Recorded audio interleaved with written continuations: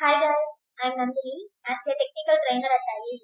So நம்ம Tally series வந்து continue பண்ணிட்டு இருக்கோம். லாஸ்ட்ல வந்து பாத்தீங்கன்னா எப்படி நீங்க கம்பெனி கிரியேட் பண்ணணும், அதை எப்படி ஷட் பண்ணணும், அதை எப்படி செலக்ட் பண்ணணும் அப்படிங்கறது எல்லாத்தையுமே பார்த்துருக்கோம். இன்னைக்கு வீடியோல எப்படி லெஜர் கிரியேட் பண்ணணும் அப்படிங்கறத பத்தி தெரிஞ்சுக்கலாம். ஸோ ஃபர்ஸ்ட் இப்போ நம்ம நியூவா ஒவ்வொரு டாபிக்கா பாக்குறதுனால உள்ள வந்ததுமே ஒரு கம்பெனி வந்து கிரியேட் பண்ணிடுங்க.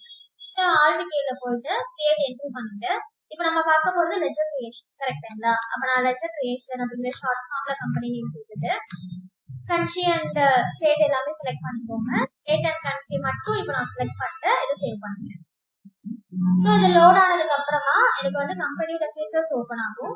இப்போதைக்கு எனக்கு அக்கௌண்ட்ஸ்ல மெயின்டைன் அக்கௌண்ட்ஸ் மட்டும் போடுங்க, வேற எதுவுமே வேண்டாம்.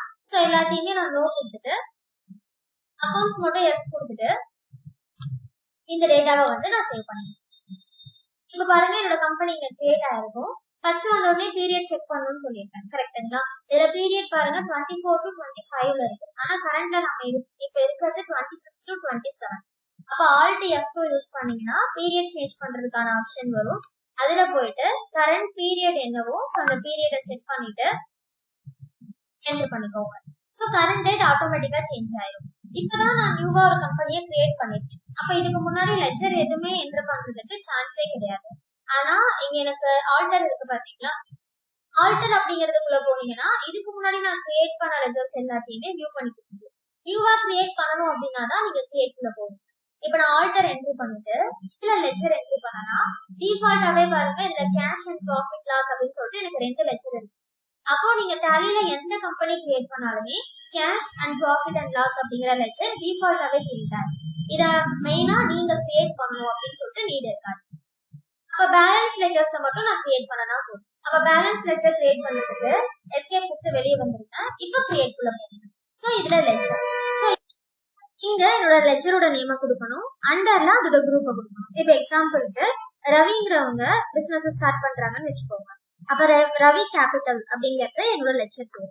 அண்டர்ல இவங்க கேபிட்டல் அக்கௌண்ட்ல வருவாங்க. அண்டர் அப்படின்னாலும் குரூப் அப்படின்னாலும் சேம் தான். அப்போ அண்டர்ல வந்து நம்ம கிட்ட இருக்க 28 குரூப்புமே இங்க லிஸ்ட் அவுட் ஆயிருக்கும். இதுல இவங்க என்ன குரூப்ல வருவாங்க அப்படிங்கறத கரெக்டா மென்ஷன் பண்ணணும். சோ ரவி கேபிட்டல் அதுலயே இருக்கு. அப்ப இவங்க கேபிட்டல் அக்கௌண்ட்ல தான் வருவாங்க. போட்டுட்டு Ctrl A கொடுத்து சேவ் பண்ணிக்கலாம். நெக்ஸ்ட் கேஷ் பர்ச்சேஸ் அப்படின்னு சொல்லிட்டு ஒரு லெஜர் போடுறேன்னு வச்சுக்கோங்க. அப்ப இது என்ன குரூப்ல வரும்னா பர்ச்சேஸ் அக்கௌண்ட்ல வரும். நெக்ஸ்ட் ஒன் கிரெடிட் பர்ச்சேஸ் அப்படின்னு சொல்லிட்டு ஒரு லெஜர் போடுறேன்னா இதுவும் பர்ச்சேஸ் அக்கௌண்ட்ல தான் வரும். அடுத்து அதே மாதிரி கேஷ் சேல் அப்படின்னு சொல்லிட்டு ஒரு லெஜர், இது வந்து உங்களுக்கு சேல்ஸ் அக்கௌண்ட்ல வரும். நெக்ஸ்ட் கிரெடிட் சேல் அப்படிங்கிற ஒரு லெஜர், இதுவும் உங்களுக்கு சேல்ஸ் அக்கௌண்ட்ல தான் வரும். ஓகேங்களா?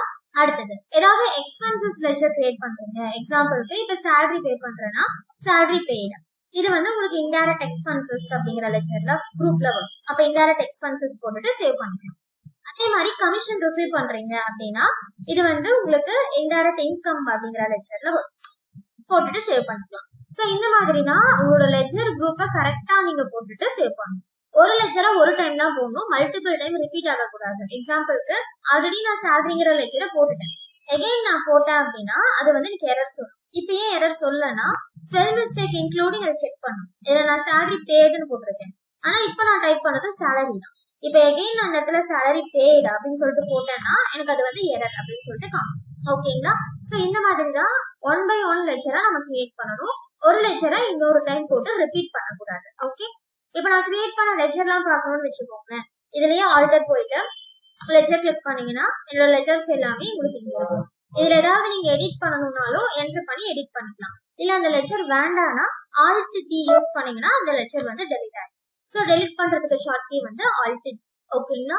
சரி, இன்னைக்கு வீடியோல எப்படி வந்து நம்ம லெஜர் கிரியேட் பண்ணணும் அப்படிங்கறத தெரிஞ்சுக்கிட்டோம். நெக்ஸ்ட் வீடியோல இருந்து எப்படி வவுச்சர் என்ட்ரி போடணும் அப்படிங்கறத பார்க்கலாம். சோ டாலி சீரீஸை தொடர்ந்து வாட்ச் பண்றதுக்கு ஐ சேனலை சப்ஸ்கிரைப் பண்ணுங்க.